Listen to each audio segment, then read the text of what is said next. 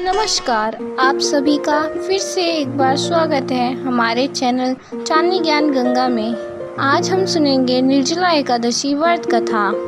निर्जला एकादशी का व्रत हिंदुओं में सबसे महत्वपूर्ण माना जाता है।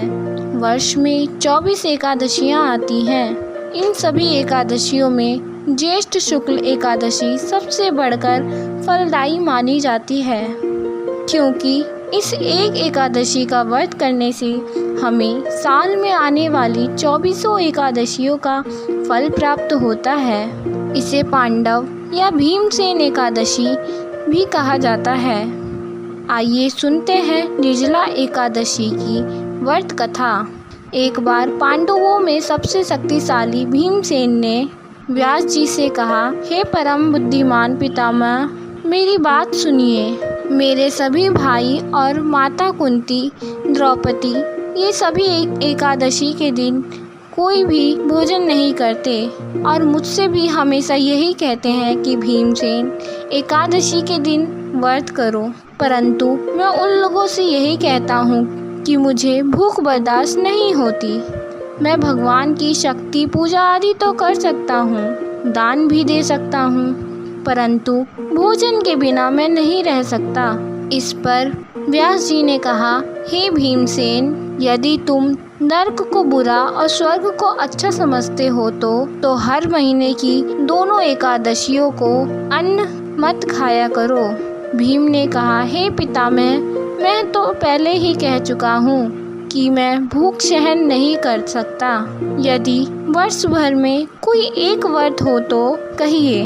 अगर साल भर में कोई एक व्रत हो तो उसे मैं रख सकता हूँ, क्योंकि मेरे पेट में वृक्क नामक अग्नि है, जिसे मैं भोजन करके ही शांत कर सकता हूँ। भोजन करने से वह शांत रहती है, इसलिए उपवास तो क्या, मेरे लिए एक समय भी भोजन के बिना रहना कठिन है।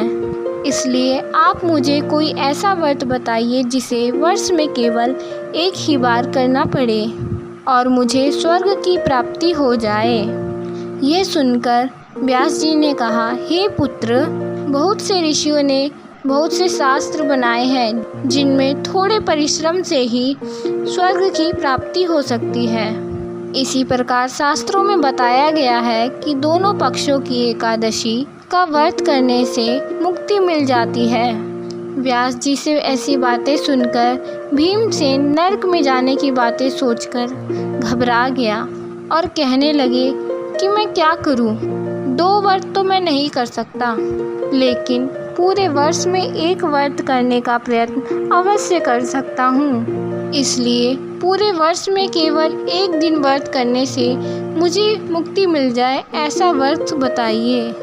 यह सुनकर श्री व्यास जी कहने लगे कि वृषभ और मिथुन की संक्रांति के बीच ज्येष्ठ मास के शुक्ल पक्ष की एकादशी को निर्जला एकादशी व्रत कहते हैं। उस दिन तुम अवश्य व्रत करना, जिससे तुम्हें साल में आने वाली 24 एकादशी का फल अवश्य प्राप्त होगा, जिससे तुम्हें मोक्ष की प्राप्ति होगी और स्वर्ग की प्राप्ति होगी। इस दिन बिना जल के व बिना भोजन के व्रत करना चाहिए, क्योंकि भोजन करने से व्रत नष्ट हो जाता है। यदि एकादशी के सूर्योदय से लेकर द्वादशी के सूर्योदय तक कोई जल ग्रहण ना करे और सच्चे मन से व्रत करे तो उसे अवश्य ही स्वर्ग की प्राप्ति होती है और सारी एकादशियों का फल प्राप्त हो जाता है। और द्वादश को सूर्योदय से पहले उठकर स्नान आदि करके ब्राह्मणों को भोजन कराकर दान दक्षिणा देना चाहिए। फिर उसके बाद हमें भोजन ग्रहण करना चाहिए। इसका फल पूरे वर्ष की संपूर्ण एकादशियों के व्रत के बराबर होता है। वेद व्यास जी कहने लगे, मुझको यह बात स्वयं भगवान जी ने बताई है।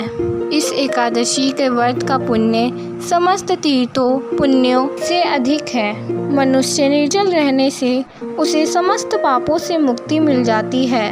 जो व्यक्ति निर्जला एकादशी का व्रत करते हैं, उनके मृत्यु के समय उनके समक्ष यमदूत नहीं आते, अपितु उनके समक्ष भगवान के पार्षद पुष्प विमान में उन्हें बैठाकर उन्हें स्वर्ग में लेकर जाते हैं। अंततः संसार में सबसे सर्वश्रेष्ठ निर्जला एकादशी का व्रत है, इसलिए पूरे यत्न के साथ इस व्रत को करना चाहिए। उस दिन ओम नमो भगवते वासुदेवाय मंत्र का जाप अवश्य करना चाहिए और हो सके तो गोदान भी अवश्य करना चाहिए। इस प्रकार व्यास जी की आज्ञा अनुसार भीमसेन ने इस व्रत को किया, इसलिए इस एकादशी को भीमसेनी व पांडव एकादशी भी कहा जाता है। निर्जला एकादशी का व्रत करने से पूर्व भगवान से प्रार्थना करें कि हे भगवान, आज मैं निर्जला व्रत करता हूँ और दूसरे दिन भोजन करूँगा।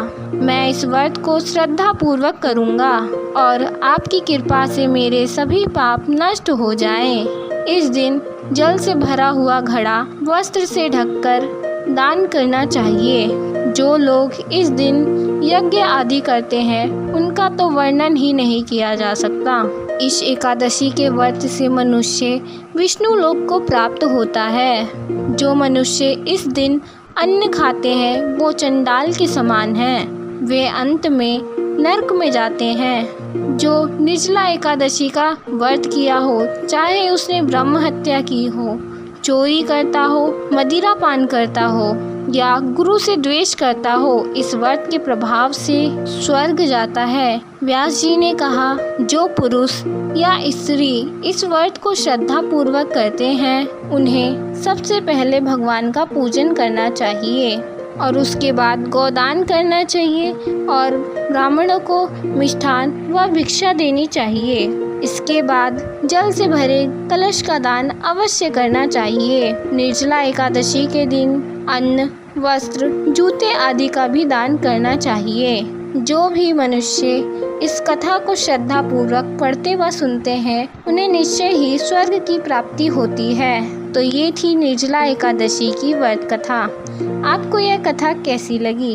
अगर आपको ये कथा पसंद आई हो तो हमारे चैनल को अवश्य सब्सक्राइब करें व वीडियो को लाइक करना ना भूलें। धन्यवाद।